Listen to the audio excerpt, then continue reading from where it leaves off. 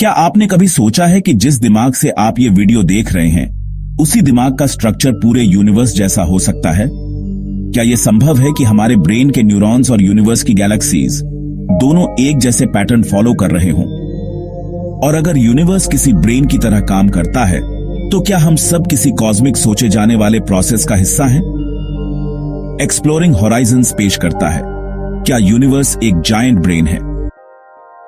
और हां, अगर आप भी यूनिवर्स के रहस्यों और माइंड ब्लोइंग साइंस थ्योरीज की गहराई तक जाना चाहते हैं, तो चैनल को सब्सक्राइब जरूर करिए, क्योंकि आने वाले वीडियोस में हम स्पेस, टाइम और साइंस की ऐसी बातें करने वाले हैं जो आपके सोचने का तरीका ही बदल देंगी।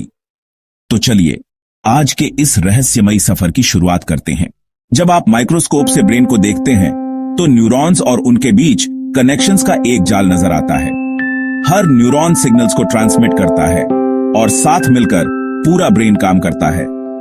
अब टेलीस्कोप से यूनिवर्स को देखिए, आपको गैलेक्सीज और कॉस्मिक फिलामेंट्स का विशाल नेटवर्क दिखाई देगा। दोनों तस्वीरें चाहे एक नैनो स्केल पर हों या कॉस्मिक स्केल पर, हैरानी से मिलती जुलती दिखती हैं।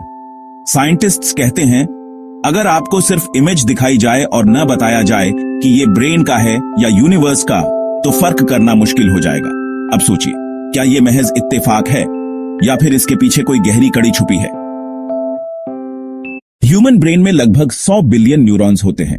ऑब्जर्वेबल यूनिवर्स में भी साइंटिस्ट का अनुमान है कि करीब 100 बिलियन गैलेक्सीज हैं।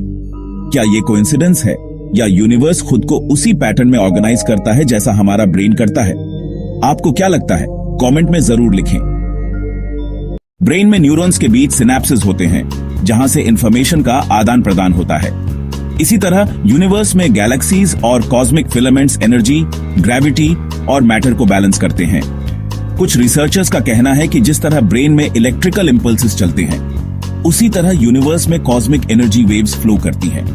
यानी दोनों सिस्टम्स इंफॉर्मेशन को प्रोसेस करते हैं, बस अलग स्केल्स पर। इटली के कुछ फिजिसिस्ट्स ने एक फैसिनेटिंग रिसर्च की।